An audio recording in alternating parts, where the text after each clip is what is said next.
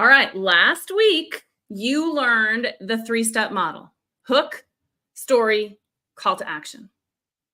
Cool concepts. I hope you had an opportunity to practice them, maybe apply them. Maybe you went live and you incorporated one or all 3 parts.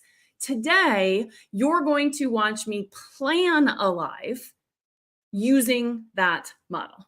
Are you ready?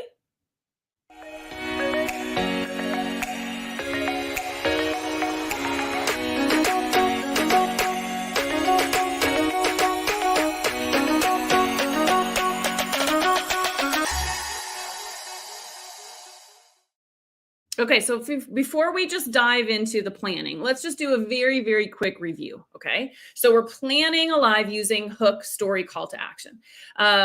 Let's just do a quick review on the model. If you didn't watch last Tuesday's episode, go and watch it and then come back and watch this one. I highly would recommend that. But if you're here and you're like, no, I want to watch this part, I'm just going to do a very, very brief review, okay? So hook, story, call to action goes like this. Your hook is the way you start your video. It is how you reach through the internet and you grab the attention of your person so that they want to watch your video. It's how you snatch them up and make them go, oh, yes, I want this. She's talking to me. This is important. I want to watch this video, okay? Then you're going to tell a story.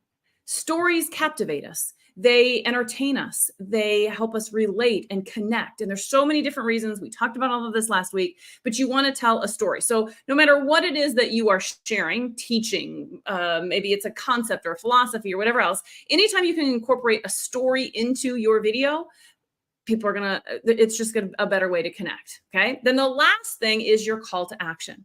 Think of it like this. You just delivered an awesome video. You blew minds. You made people go, oh, that was so awesome. I learned so much. You've now earned the right to ask for something. And that's your call to action. Your call to action is the thing you want your viewers to do as a result of watching your video, okay? So that's hook, story, call to action. Again, if you're watching this and you're like, that was really fast. Yep. Go watch the other video and then come back to this one. Okay. So what we're going to do today is I'm going to talk about how do you use that model? How do you actually plan your live using that model? Okay. So you're going to need a couple of things. For now, just paper and Post-it notes. Now I like this size Post-it note. Oh, I'm just dropping them all over the place. I like this size just to give you perspective. Okay. Hold on. This is a normal Post-it note. I like this size. Okay, why? Because I can get more on a page and it keeps me short and sweet, not long. You can't write that much on here, okay? So let me talk theory first, and then I'm going to move my camera and we're actually going to do one. Okay. When you're planning, you're going to, it's the whole, what is it? That's not a cliche. The whole motto, begin with the end in mind, okay?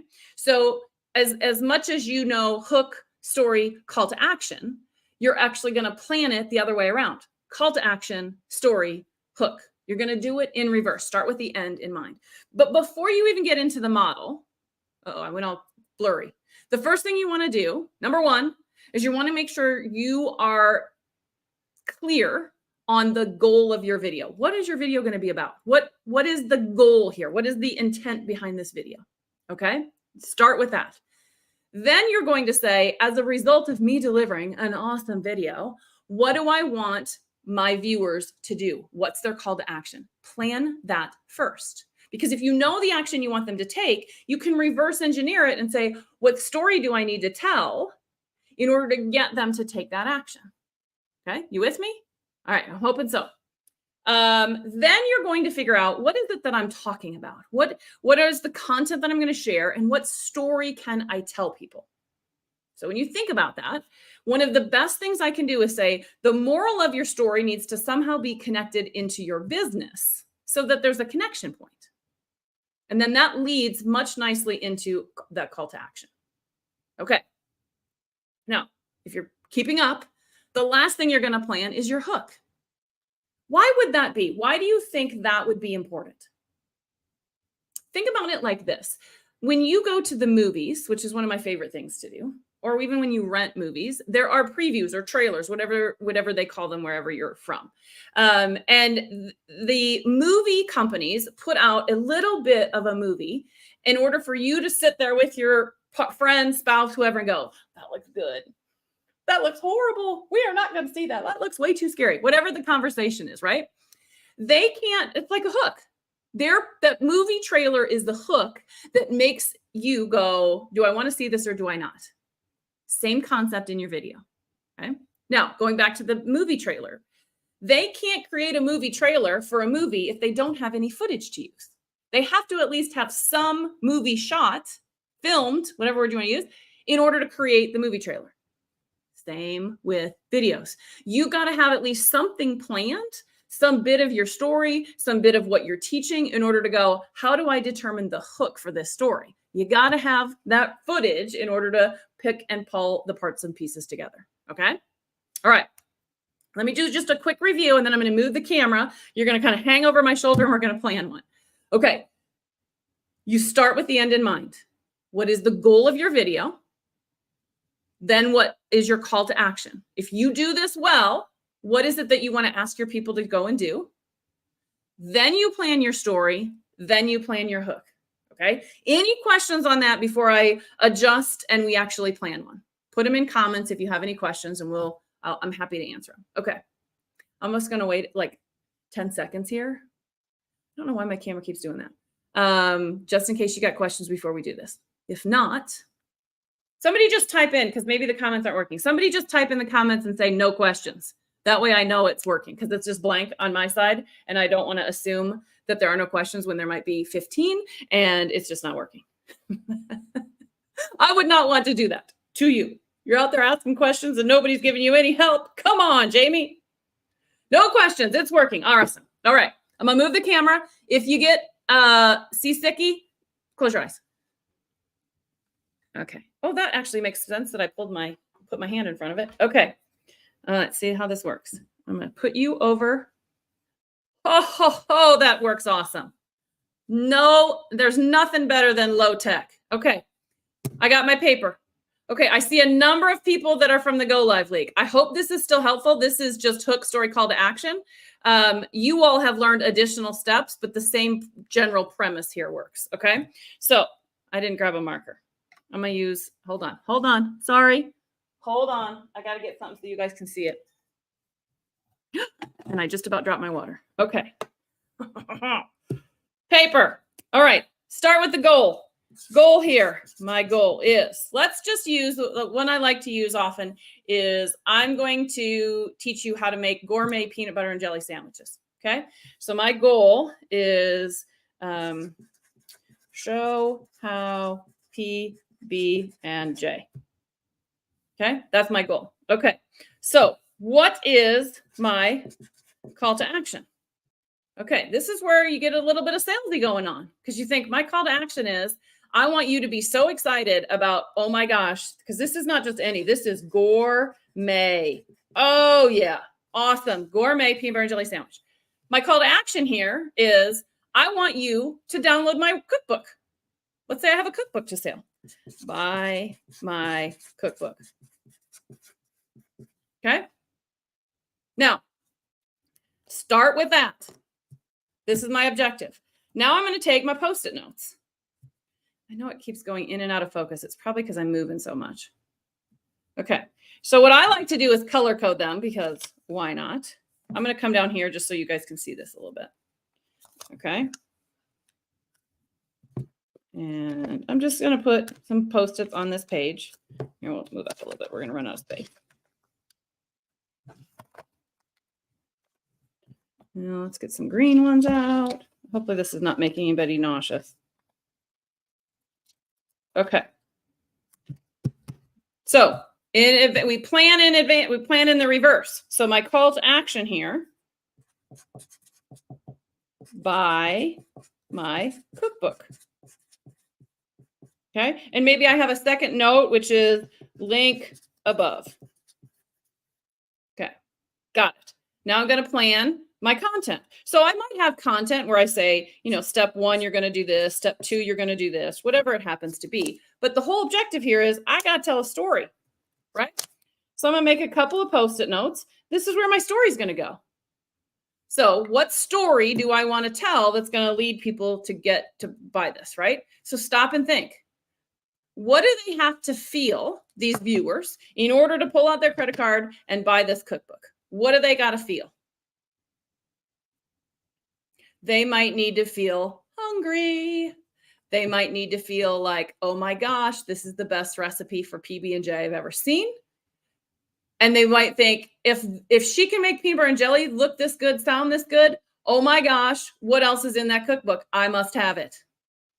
Okay. So what story can I tell that's going to get them there? Robin says, feel inspired. Yes. Inspired to buy the freaking cookbook, right?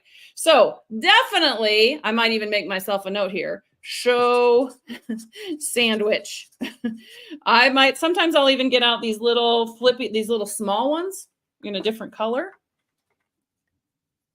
like this.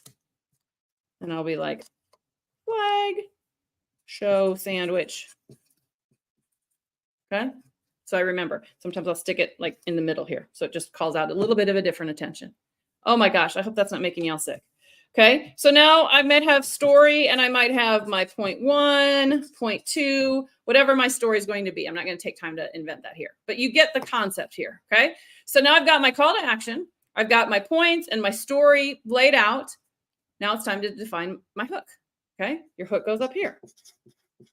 Okay. So remember, a hook is a question that you ask that gets people to want to watch this video and learn all of this information.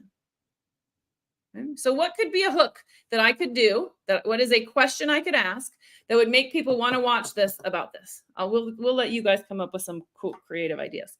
A lot of you that are on with me live, you have used this example before. So maybe you'll remember some of the hooks we've done on my gourmet peanut butter and jelly sandwich.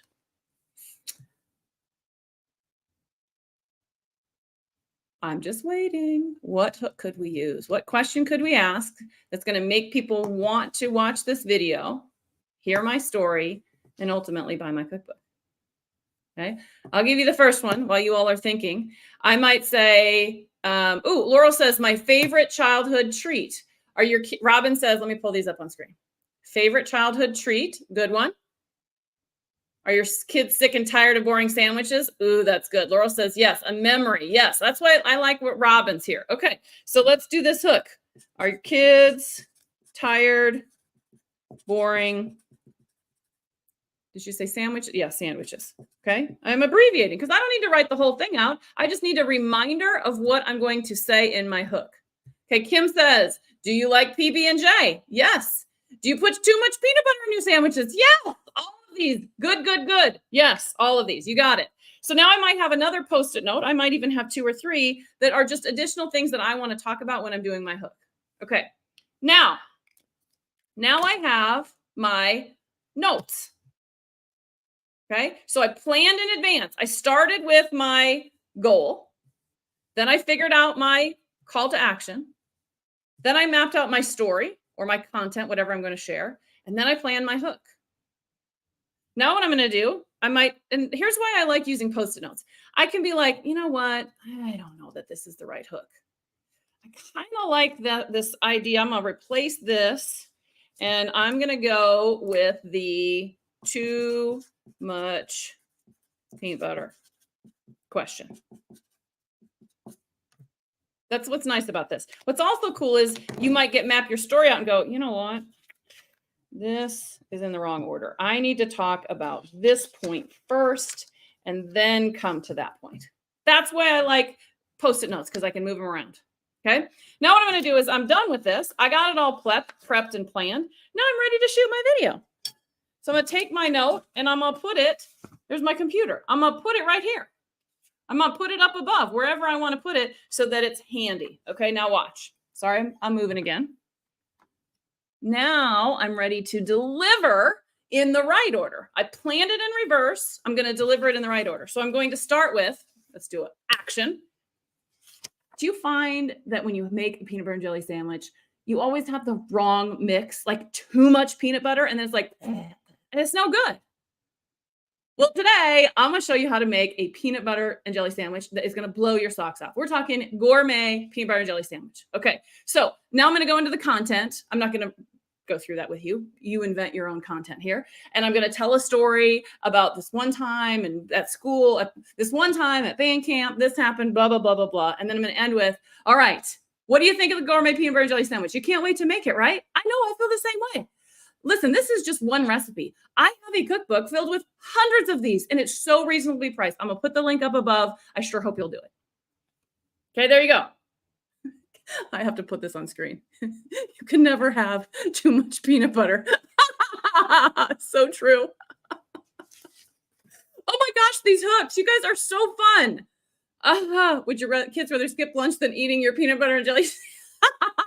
You guys are getting the hang of it now. Okay. Golnara says, how did you attach that paper to your laptop? Got tape.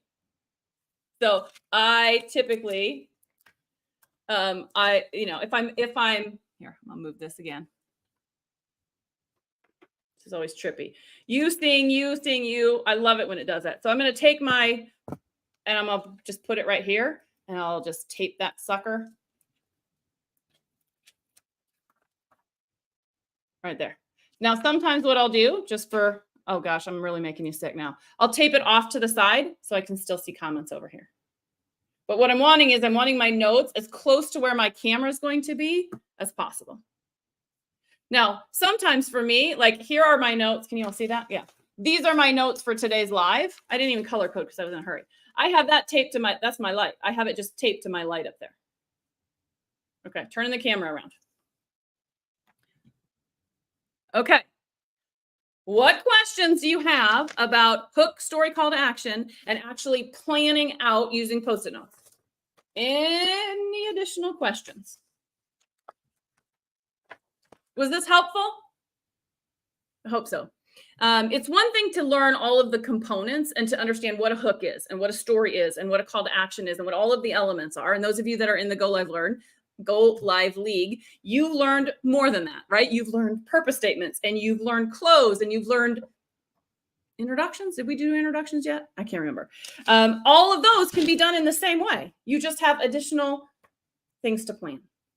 Start with the Post-it note. Once you're ready to be like, I can't have all these Post-it notes, and I can't even believe I would say that because I love Post-it notes, then you can move to a digital version.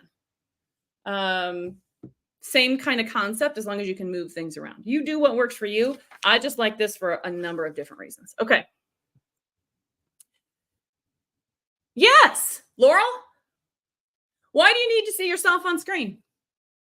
Now, here's what I will do. So I will, if I'm going live and I'm in Facebook, or if I'm in Zoom, however you're going live in, I get myself positioned. Okay, how do I need to turn? What do I need? Oh, I didn't turn my lights on. What lighting do I need? Do I need to open up the windows, have more light, less light? I get all of that set while I'm looking at myself. And then when I'm like, boom, there it is. Now I cover myself because I don't need to see myself anymore. All that's going to do is distract me because your brain goes, oh, that's a person. I want to talk to the person. And then what happens is you're delivering your live like this. Now, does it feel like I'm looking at you? No, because I'm not. I'm looking at me. So what happens is the brain tricks us and it says, that's way more fun. It's way more fun to look at a real human being. So look at her. Don't look at this black circle camera thing. So when you cover your face, you're no longer distracted and you're looking right at the camera. The one thing that I do is make sure, if you're not using an external camera, that you don't tape this over your integrated camera on your laptop. And also, like I said, sometimes I will move it just slightly off center so that I can still see the comments wherever your comments are on, depending on what platform you're using to go live in. Okay. Covered the camera. That's what I was just talking about. Yep, that's exactly right. You've got to just pay attention to that. So let me move the camera again. Hold on. We're going to do this one more time. Okay. So I have my notes. I got my tape. Okay. And I'm going to hang this up here. If I'm using my integrated camera, that bad boy is right there. See, you probably can't even see that little circle. Okay.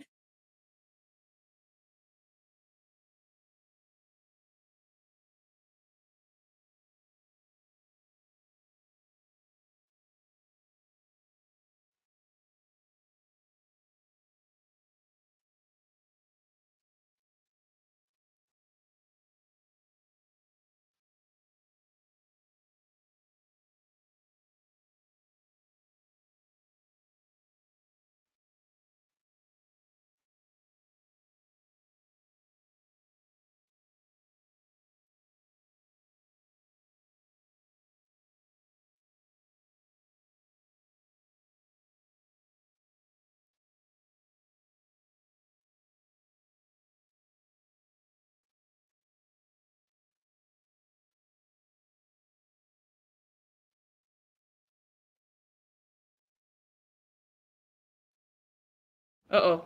I lost my mic there. Yep. I'm sorry. Okay. How much did you hear? I think when I moved my sheet, I hit my mute button. Okay. Did you hear me talk about where it needs to be off the camera? Did you hear that part? Or do I need to repeat that? I was answering until the arrow. So you didn't see the arrow. Okay, let me repeat. All right, got it. I drew an arrow, and now the arrow, I'm going to line that up with my camera lens right here. So that as I'm covering my content, I have this reminder that says that's where your eye contact needs to be. You need to be looking right there. Okay. Not after. Got it. So I repeated myself there. Okay, hang on. Oh, I don't want to lose my laptop there. Okay. So let's back up. I don't remember what I said right afterwards. I'm sure it was fantastic, but we'll go with whatever comes into my mind right now. Okay. So you plan your video like this, Post-it notes. Start here. Use this not only to plan your live, but to talk to it. So you're gonna plan it in reverse, but you're gonna deliver it in order. You're gonna start with your hook, then tell your story, then have your call to action. Now, for those of you that are in the Go Live League, we're going to do this exact exercise next week, Thursday, but with all of the additional components that you've all learned. So, but what I would tell you to do is right now, get really good. Why does my camera keep doing that? Get really good with hook, story, call to action. Practice hook, story, call to action. Because then next week, Thursday, we're going to add in the intro. We're going to add in the close. We're going to talk about how all of those pieces fit into this map. Okay, so what questions do any of you have for me on planning using hook, story, call to action? What questions do you have? One of the things while I'm waiting on your questions, I save these because, you know, just because you go live and you talk about this gourmet peanut butter and jelly sandwich, you got new people coming into your group all the time. So this bad boy is going to get recycled. I'm going to use it again 6 months from now, or 3 months from now, or 4 months from now. It doesn't matter. So I save these and make an outside note of what this is. And then I got a filing system and I go and pull them up and then I can redo it and I don't have to replan. Or maybe I'll do it and I'm just going to pull and plan and do a different hook. Okay. Laurel says, how much should we worry about people coming to it? Rephrase the question. I'm not sure I understand, Laurel. How much should we worry about people coming to it? Meaning people coming to watch your live? Is that what you mean? I'm guessing that's what you mean. I was going to throw this away. I mean, this is art. We don't throw this away. We file and save these. Is that what you mean, Laurel? People coming to watch your live. Okay. In the beginning, nobody's going to be there. Just make peace with that. The first time you go live, probably nobody's going to show up. Or people will show up and they'll leave right away. Don't worry about it. You are just learning. You are just practicing. You are just figuring it out. Don't worry about it. Right? I've talked a million times about start, suck, get better. You may look at that and say, why should I start when nobody's going to be on live? Nobody's ever going to be on live if you don't start, but you got to start. Slowly over time, you will see it change. I have so many stories of clients who've said, I just got really good at going live and nobody was there. And like for, you know, I don't know, I'm just going to use 10 times I went live and nobody was there. And then on the 11th time, I had 6 people on. I was like, well, there's 5 people. And I forgot about them. I didn't even know they were there. Yeah. So don't worry about it at first. Okay. The best thing that you can do is recognize that many of your views, in fact, the statistics tell us that 80% of your video views come after the fact. So it's the people watching after it's over and they watch from the beginning and they watch on replay. So talk to them as if they're watching on replay. Talk to them as if there's a real person there, 10 people there, 20 people there, doesn't matter, whatever number you want to use. Some of you might get overwhelmed and think, oh my gosh, talking to 20 people, that's too many, that freaks me out. Then just talk to one. Just talk to your perfect person. Imagine that perfect person. I am just sitting here talking to my perfect person. It's just you and I. We're just sitting here having coffee and I'm telling you how to do this. Okay. Now, the question is, does that answer your question, Laura, about what do you say to that? What do you say? Oh, that's Laura. What do you say then? Did that answer your question? I don't want you to pretend that there are people that there are not. I want you to assume that you have people watching on replay. And I want you to talk to those people on replay as if they are your perfect person and they are absorbing everything you possibly could share. Now, what you don't have if there's nobody on live is you don't have interaction. You don't have people commenting. That's okay. Don't worry about it. You just don't take questions. You don't have any questions to answer. So you just deliver your content and be great. Okay. Now, the question that Laurel didn't necessarily ask in here was, how do you get more people to watch? Okay. And then now she's saying best to do it consistently, right? So I think these two questions go together. The best advice that I can give you is to get consistent with it. The reason that consistency is so important is that it's good for you because it establishes a pattern for yourself. Okay. I'm going to go live every Friday at 3. So what do I got to do in order to go live every Friday at 3? When do I have to plan? When do I have to do this? How much practice do I need to do? How do I promote my live? All of that has to factor in. But you now get into a rhythm. Every week it's the same. Okay? It's good for you. It's also good for your people because now they start to know, oh, it's Friday. Wait a minute. What? Jamie goes live on Friday. I better go. I got to better check. You start to become part of their pattern. So this whole bit about nobody shows up at first and then over time somebody shows up, it's because you were consistent, and not just consistent in saying I'm going to go live once a week, but I'm going to go live once a week on the same day at the same time. Start there. You can always, if you're feeling inspired and you want to go live more than that, great. But at least be consistent with that. You can always move the time, but just stay consistent with for a period of time, and then you can always adjust. People always ask, well, what time of day? What time of day is going to get the most amount of people? Don't worry about it. Not at first. Your people will find you. You worry about what works for you. What works for your schedule? What works for your mindset, right? If you're somebody and you're still fighting the nerves and you're still trying to get those nerves, Friday at 3 o'clock, probably not a good choice because you're going to think about it all week long and stress over it. You're probably better off going Monday morning at 8 because then it's that whole, don't eat that frog. Get it over with. Do it faster. Do it sooner. Okay. The other thing that consistency does is it works with the algorithm. And everybody talks about the algorithm, Facebook algorithm, and all of the platforms have them. And we often curse them. But the reality is they're really trying to help. It is brilliant code designed to do the right thing. It's designed to look for quality content. And how does it assess what is quality content? Engagement. How many comments, how many likes, how many loves is that video getting? And when it gets it, it shows it to more people. Okay.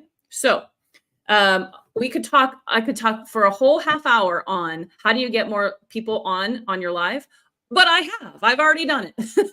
It's already in the group. You can go back and watch it. Let me grab the link. I'm going to grab I can't put it in there. I'll put it in when we're done and I'll tag you all.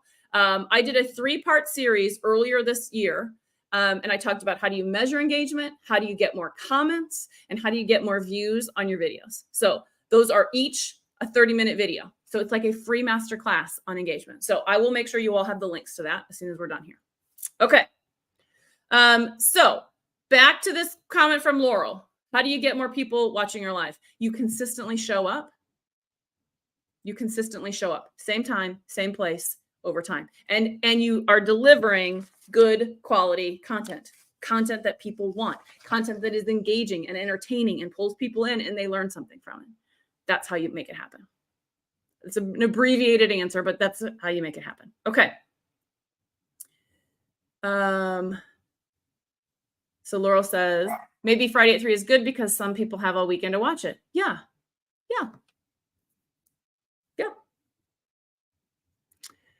All right.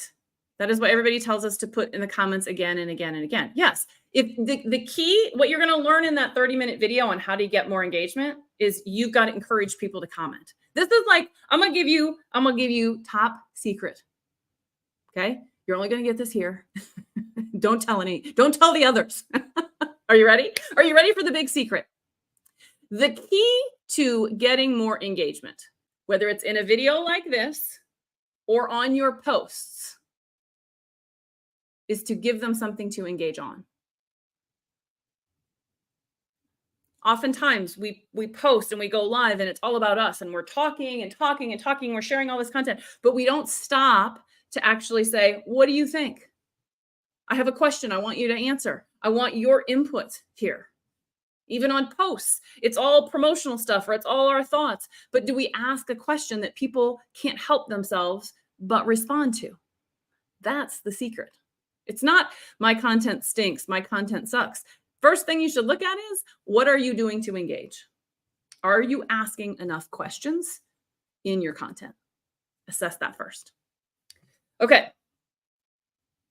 But that is, Laura, to your comment, that is why a lot of people will do, tell me where you're from, or questions such as that. They're trying to get those comments scrolling and spinning up, and that's the intent behind it. Does that work? Where are y'all from? Yes. But if every video I did, I started asking where you're all from, you're going to get annoyed with it. You're going to stop commenting because you're like, enough. You go live twice a week. Why are you asking me the same question? So yes, it works, just not every time. So what I would encourage you to do is ask questions like that people can't help themselves but comment, and drive some engagement around that. Okay. Yes. Oops. Big threads are good for the algorithm. Yes. So the more, the ultimate goal is 3 lines. Okay. If you can get somebody to comment back and give you 3 lines of comments, not 3 comments, but a longer comment, that the algorithm goes, whoa, people are really digging this. Okay. But that's hard to do. So what I would tell you, and what you're going to learn in that masterclass series, is start easy. Start simple. Start with one answer questions, and then slowly work your way into longer things. You kind of prime the pump, and you get people used to commenting. You make it fun and exciting, and then you'll get more and more and more. It kind of snowballs. Okay, sometimes 10 minutes long. You're talking about lives? Yeah, listen, if you're talking about how consistently do I need to show up live, start once a week for 5 minutes. Start there. You can do that. Each and every one of you can do that. Go live once a week for 5 minutes and then build from there. But start with that. Oh, where am I from? No, where are you from? Oh, yeah. I gotcha, Laura. See, there's a lesson in here, right? Be careful what you ask people to comment, because it may not make sense, especially if you're coming back to comments. If you go live on Friday and you're coming back on Sunday to look at comments and you're like, what the heck is this person talking about? I don't even remember. So we got to be careful about the way in which you ask questions. Okay. So Laura is saying sometimes the where are you from takes 10 minutes long. Oh yeah. It's one of my biggest pet peeves. I am not a big fan of the where are you from, because I feel like people are busy and people don't have time for that. And at least my ideal client doesn't have time for that. So you won't see me doing that stuff. Drives me crazy. Yeah, you're exactly right. All right. I went way over today. Was this helpful? Did you guys get something from this? Let's do this. In the comments, what are you going to do different?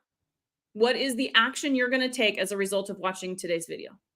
What is the action you are going to take? It's one thing to consume content and be like, oh, I spent 30 minutes with Jamie and I learned so much. That was awesome. But if you don't apply it, if you don't go and actually do this work, it doesn't get in here. It doesn't sink in.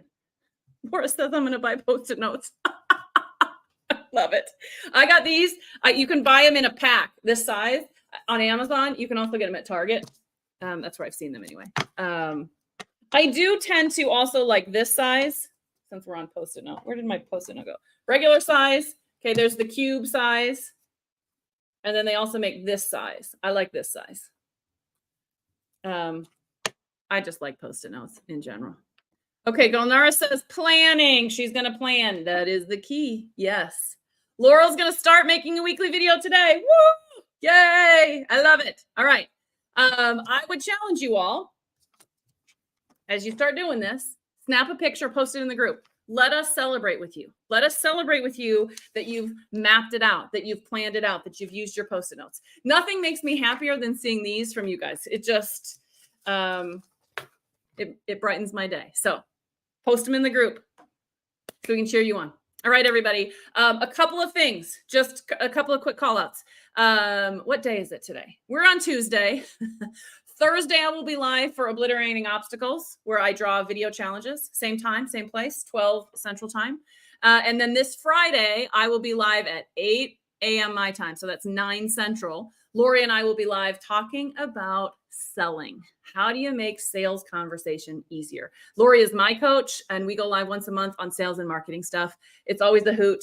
I usually spend more time laughing than talking, but I'm really trying to rein it in. But she's just so much fun. I think we just have so much fun together. So that's coming up.